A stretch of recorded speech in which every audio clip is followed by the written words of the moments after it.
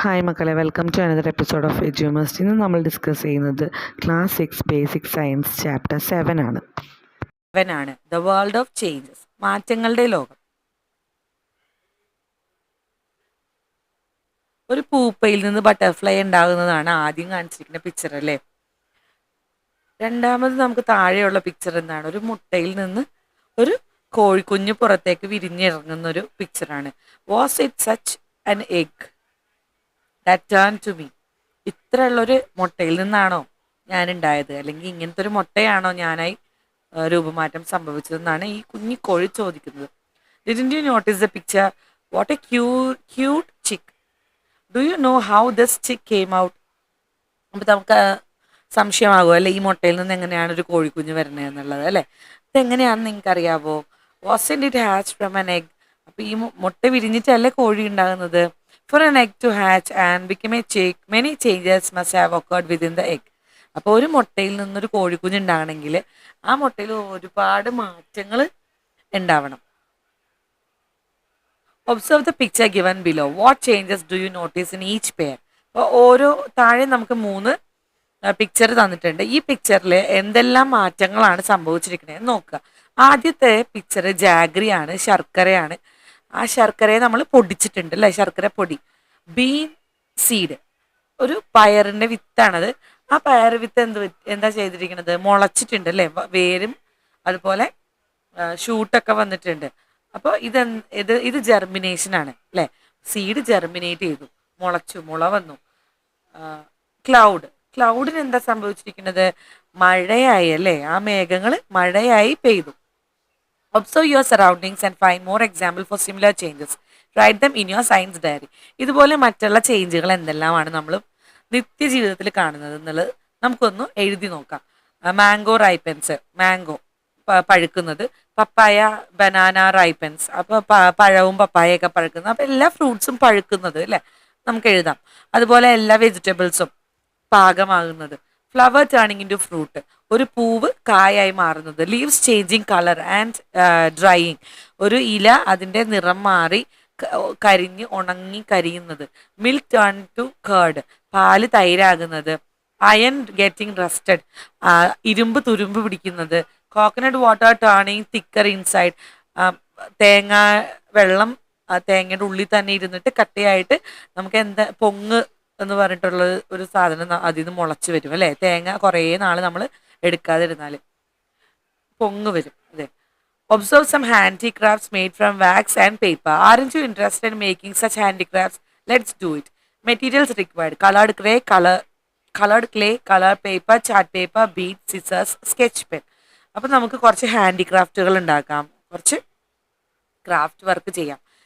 എന്തൊക്കെയാണ് വേണ്ടത്?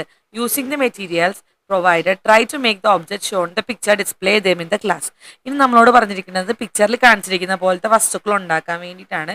ഒരു മത്തങ്ങയുണ്ട്, പംകിൻ, പിന്നെ ഒരു പാമ്പിൻ്റെ ഒരു ചിത്രമുണ്ട്, പിന്നെ ബട്ടർഫ്ലൈ. ഇതെല്ലാം ഉണ്ടാക്കാനാണ് പറഞ്ഞിരിക്കുന്നത്. ചാർട്ട് പേപ്പർ, കളർ പേപ്പർ, അതുപോലെ ക്ലേ യൂസ് ചെയ്തിട്ട്. What changes have occurred to each of the materials you used? നമ്മൾ ഉപയോഗിച്ചിരിക്കുന്ന ഈ മെറ്റീരിയൽസിന് എന്തെല്ലാം മാറ്റങ്ങളാണ് വന്നിരിക്കുന്നത് ഒന്ന് നോക്കാം. കളേർഡ് ക്ലേക്ക് എന്താ മാറ്റം വന്നത്? അതിൻ്റെ ഷേപ്പും സൈസും മാറി അല്ലേ. ഇനി കളർ പേപ്പറിന് എന്താണ് മാറ്റം വന്നത്? ഷേപ്പ് ആൻഡ് സൈസ് ചേഞ്ച്, അതിൻ്റെയും ഷേപ്പ് മാറി സൈസും മാറി അല്ലേ, അതിന് മാറ്റം വന്നു, ഫോൾഡിങ് ഒക്കെ വന്നു. ചാർട്ട് പേപ്പറോ അങ്ങനെ തന്നെ നമ്മൾ മടക്കുകയും കട്ട് ചെയ്യുകയും ഒക്കെ ചെയ്തു. അപ്പോൾ അതിന് ഷേപ്പിനും സൈസിനാണ് മാറ്റം വന്നത്. In the case of colour clay, was in the substance or it shapes that change? ഈ കളർ ക്ലേയുടെ കാര്യത്തിൽ ആ ഒരു മെറ്റീരിയൽ ആണോ മാറിയത്?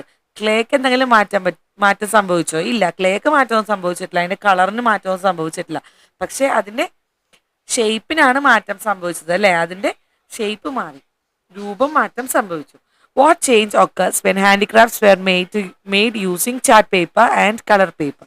കളർ പേപ്പറും ചാർട്ട് പേപ്പറും വെച്ചിട്ട് ബട്ടർഫ്ലൈ ഒക്കെ ഉണ്ടാക്കിയപ്പോൾ എന്ത് മാറ്റമാണ് സംഭവിച്ചത്? അതിനും അതിൻ്റെ ഷേപ്പിൽ മാറ്റം വന്നു. അതുപോലെ നമ്മൾ കട്ട് ചെയ്യുമ്പോൾ അതിൻ്റെ സൈസിന് മാറ്റം വന്നു അല്ലേ. മെറ്റീരിയലിന് വല്ല മാറ്റം വന്നിട്ടുണ്ടോ? ഇല്ല, അതിൻ്റെ മെറ്റീരിയലിന് ഒരു മാറ്റവും വന്നിട്ടില്ല. Does the substance change in each case? Discuss. No, സബ്സ്റ്റൻസിന് ഒരു ചേഞ്ചും വന്നിട്ടില്ല ഇതിനകത്ത്. Is in it the same substance that change into different shape in each of this situation?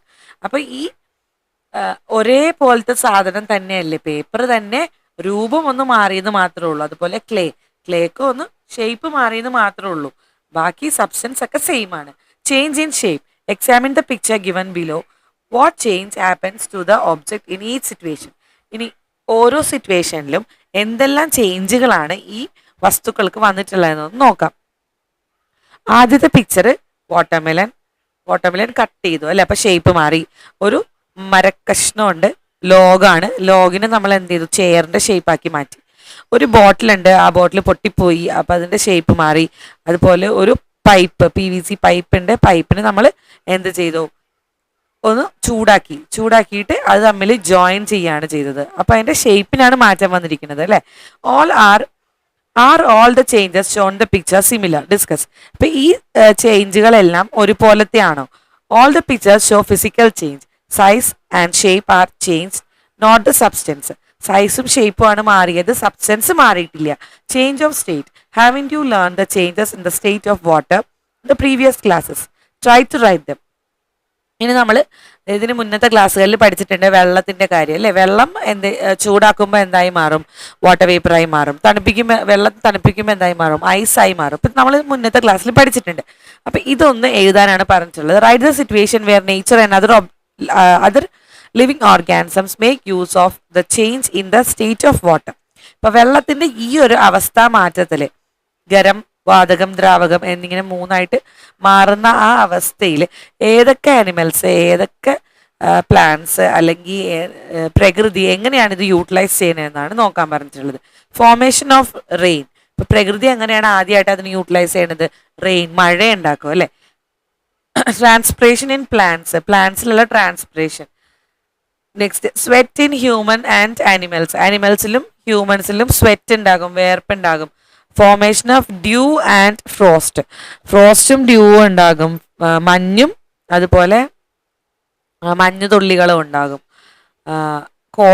കോടമഞ്ഞ് എന്നൊക്കെ പറയില്ലേ, കോട, അതൊക്കെ ഉണ്ടാകും. ഫോർമേഷൻ ഓഫ് സ്നോയുടെ ഫോർമേഷൻ ഉണ്ടാകും തണുപ്പുള്ള സ്ഥലങ്ങളിൽ. When the state of water changes, is there any change in water as a substance? അപ്പോൾ ഈ സ്റ്റേറ്റ് മാറുമെന്ന് പറയുമ്പോൾ വെള്ളം ഐസ് ആകുമ്പോഴും വാട്ടർ വേപ്പർ ആകുമ്പോഴും സബ്സ്റ്റൻസിന് മാറ്റം വല്ലതും വന്നിട്ടുണ്ടോ? വെള്ളത്തിന്റെ ആ സബ്സ്റ്റൻസിന്, മെറ്റീരിയലിന് മാറ്റമൊന്നും വന്നിട്ടില്ല അല്ലേ. വെള്ളം തന്നെയാണ്, പക്ഷെ അത് രൂപം മാത്രമാണ് മാറിയിരിക്കുന്നത്. ഐസായി, പിന്നെ വാട്ടറായി, water വേപ്പറായി. Aren't ice and water vapor the two other states of water? ഇപ്പൊ വെള്ളത്തിന്റെ മറ്റ് രണ്ട് രൂപങ്ങളാണ് ഐസും വാട്ടർ വേപ്പറും. കംപ്ലീറ്റ് ദ ഇലിസ്ട്രേഷൻ ഒന്ന് കംപ്ലീറ്റ് ചെയ്യുക. ഐസ് സോളിഡ് ആണ്, while cooling it will become ഇപ്പുറത്താണ് വാട്ടർ ആണ് നമ്മൾ സ്റ്റാർട്ട് ചെയ്യേണ്ടത്. Water while cooling will become ice, liquid solid ആയി മാറി. ഇനി water while heating will become water vapour, that is gas, ലിക്വിഡിൽ നിന്ന് ഗ്യാസ് ആയി മാറി. Shape, size and state are the physical properties of substance. Consider the situation we have already discussed. ഇപ്പം നമ്മൾ നേരത്തെ ഡിസ്കസ് ചെയ്ത സിറ്റുവേഷൻ ആണ് ഇതെല്ലാം. ഫിസിക്കൽ പ്രോപ്പർട്ടീസ് ആണ് ഇത് സബ്സ്റ്റൻസിന്റെ ഒരു ഫിസിക്കൽ പ്രോപ്പർട്ടി എന്ന് പറഞ്ഞാൽ അതിന്റെ രൂപത്തിന് മാറ്റം വരിക, അതിന്റെ സൈസിന് മാറ്റം വരിക, അതിന്റെ സ്റ്റേറ്റിന് മാറ്റം വരിക. സ്റ്റേറ്റ് എന്ന് പറഞ്ഞാൽ ഗരം, വാതകം, ദ്രാവകം. Making various shapes using clay കൊണ്ട് വ്യത്യസ്ത രൂപങ്ങൾ ഉണ്ടാക്കുക. അപ്പൊ അത് ഒരു ഫിസിക്കൽ ചേഞ്ച് മാത്രമാണ്. മേക്കിംഗ് ചെയർ യൂസിങ് വുഡ്, മരം കൊണ്ട് ചെയർ ഉണ്ടാക്കുക, അത് ഫിസിക്കൽ ചേഞ്ച് ആണ്. കട്ടിങ് വാട്ടർമെലൺ ഇൻടു പീസസ്, ചെറിയ കഷ്ണങ്ങളാക്കുക, പക്ഷെ അത് വാട്ടർമെലൺ തന്നെയാണ്, സബ്സ്റ്റൻസിന് മാറ്റമൊന്നുമില്ല, കഷ്ണങ്ങൾ മാത്രം ചെറുതായി എന്നുള്ളൂ. കൺവേർട്ടിംഗ് വാട്ടർ ഇൻടു ഐസ്, വെള്ളത്തിനെ ഐസാക്കി മാറ്റുക, സബ്സ്റ്റൻസ് സെയിം ആണ്. Expanding plastic pipe by heating, ചൂടാകുമ്പോൾ പ്ലാസ്റ്റിക് പൈപ്പുകൾ വികാസം പ്രാപിക്കും, കുറച്ച് വികസിക്കും, അത് ആണ് ഫിസിക്കൽ ചേഞ്ച്, മറ്റൊരു physical change. Did the physical properties of the substance change in all these situations? Was any new substance formed? ഇപ്പൊ ഇങ്ങനെയുള്ള ഈ ഒരു ചേഞ്ചസിൽ പുതിയൊരു സബ്സ്റ്റൻസ് ഉണ്ടായിട്ടുണ്ടോ? ഇല്ല, പഴയ സബ്സ്റ്റൻസ് തന്നെ രൂപം മാത്രമേ മാറിയിട്ടുള്ളൂ അല്ലെ.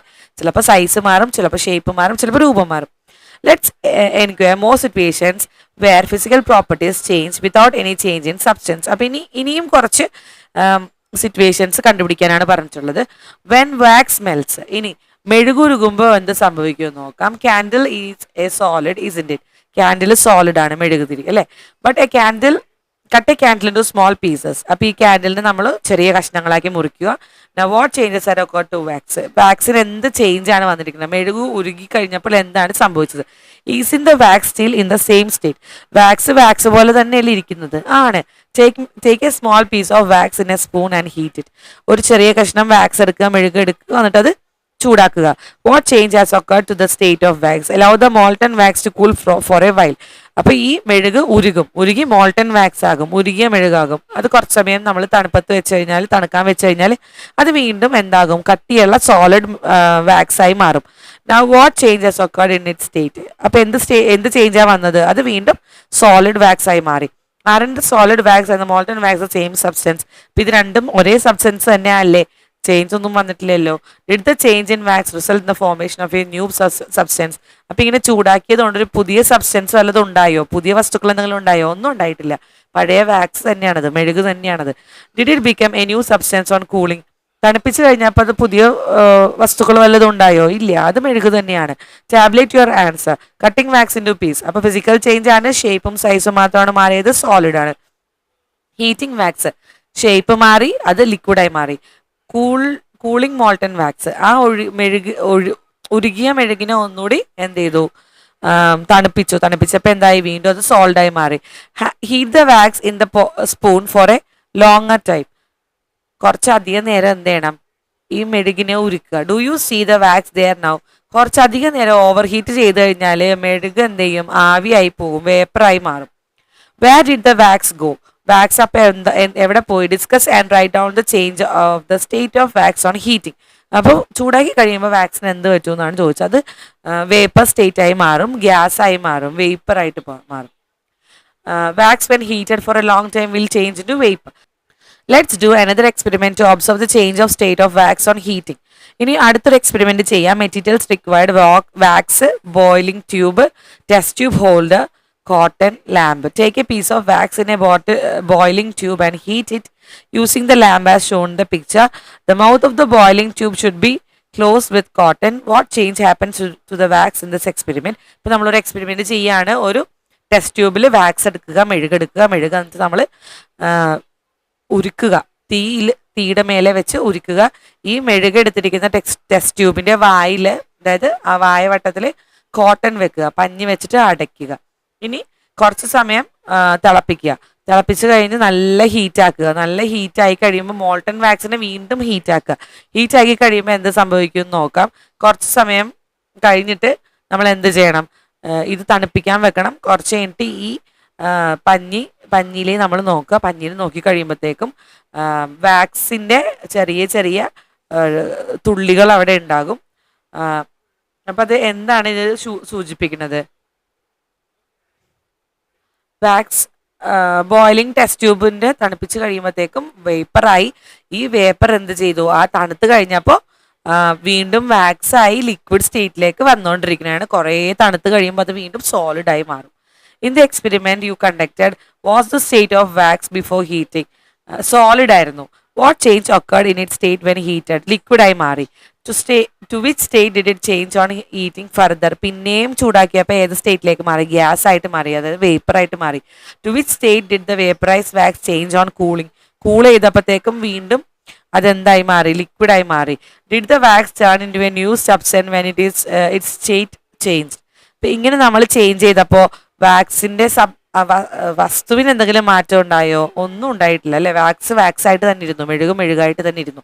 Is a change that occurred to the wax permanent or temporary? ഈ വാക്സിന് സംഭവിച്ച ഈ ഒരു മാറ്റം പെർമനന്റ് ആണോ, സ്ഥിരമായിട്ടുള്ള മാറ്റമാണോ, അല്ലെങ്കിൽ ടെമ്പററി ആണോ? ടെമ്പററി മാറ്റമാണ് അല്ലെ. പെട്ടെന്ന് അത് തിരിച്ച് അതിന്റെ റിയൽ രൂപത്തിലേക്ക് വരും.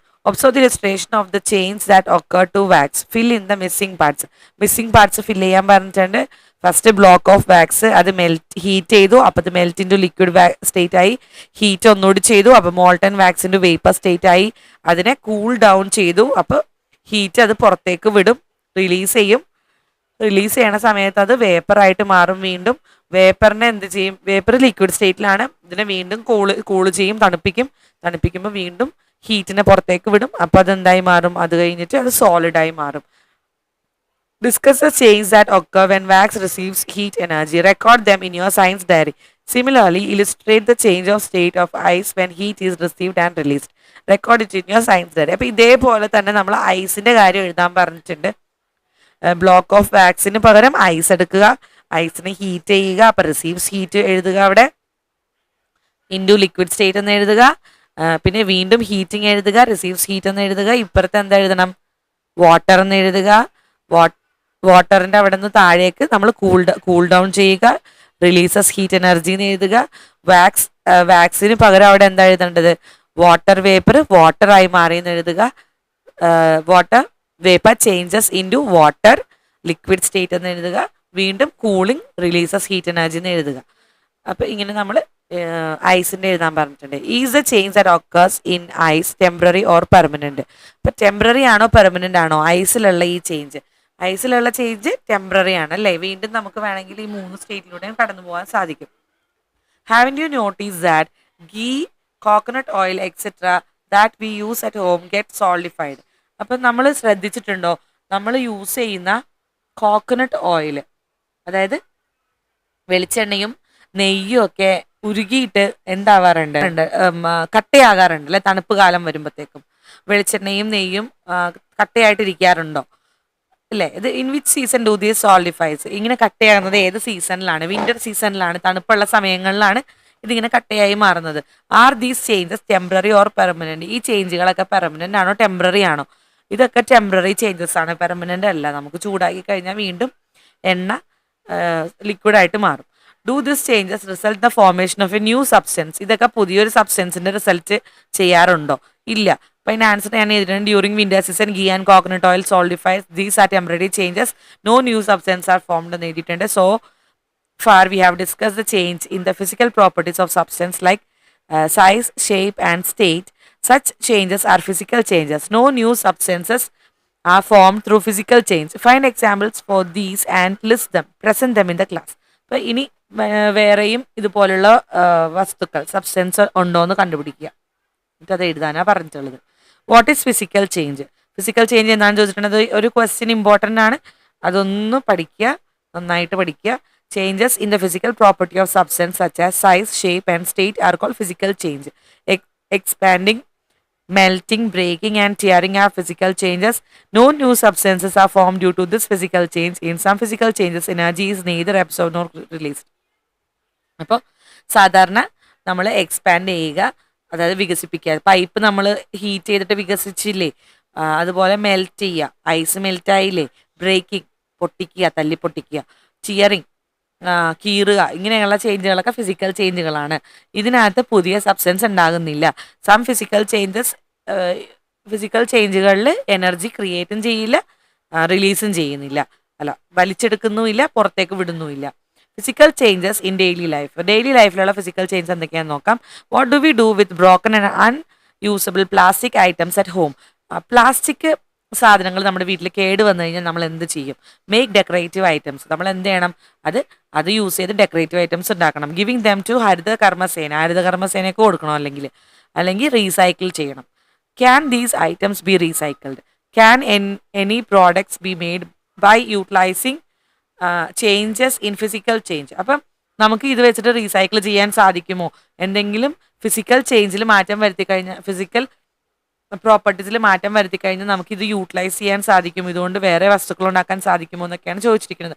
How is a change of state made useful for റീസൈക്ലിങ്ങിന് ഇതിൻ്റെ സ്റ്റേറ്റ് മാറ്റുന്നത്, അതായത് സോളിഡ് ആയിട്ടുള്ള സാധനത്തിനെ ലിക്വിഡ് ആക്കുന്നത് കൊണ്ട് എങ്ങനെയാണ് നമുക്ക് റീസൈക്ലിങ്ങിന് ഉപയോഗപ്പെടുത്തുന്നതെന്ന് നോക്കാം. ഫസ്റ്റ് റീസൈക്ലിംഗ് നോക്കാം. Plastic carry bags and other plastic items thrown around carelessly causes major എൻവയോൺമെന്റൽ ഇഷ്യൂസ്. പ്രകൃതിക്ക് പൊല്യൂഷൻ ഉണ്ടാക്കുന്ന അല്ലേ ഒരു സംഭവമാണ് അല്ലേ പ്ലാസ്റ്റിക് ക്യാരി ബാഗ്സും പ്ലാസ്റ്റിക് പാത്രങ്ങളും ഒക്കെ നമ്മളിങ്ങനെ വലിച്ചെറിയുന്നത്, മണ്ണിലേക്കും ഒക്കെ വലിച്ചെറിയുന്നത് പ്രകൃതിക്ക് അത് ദോഷമാണ്. Most of them B recycled into new items. ഇതിൽ കുറേ സാധനങ്ങൾ നമുക്ക് എന്ത് ചെയ്യാൻ പറ്റും? റീസൈക്കിൾ ചെയ്യാൻ പറ്റും.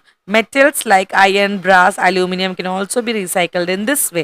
അപ്പം ഈ ഒരു മെത്തേഡിൽ നമുക്ക് അയണും ബ്രാസും, അതായത് ഇരുമ്പും ബ്രാസ്, ഓട്ടിൻ്റെ വിളക്കും ഒക്കെ ഉണ്ടാവില്ലേ, അത് അലൂമിനിയം ഒക്കെ നമുക്ക് ഇതുപോലെ റീസൈക്കിൾ ചെയ്യാൻ സാധിക്കും എന്നാണ് പറയുന്നത്.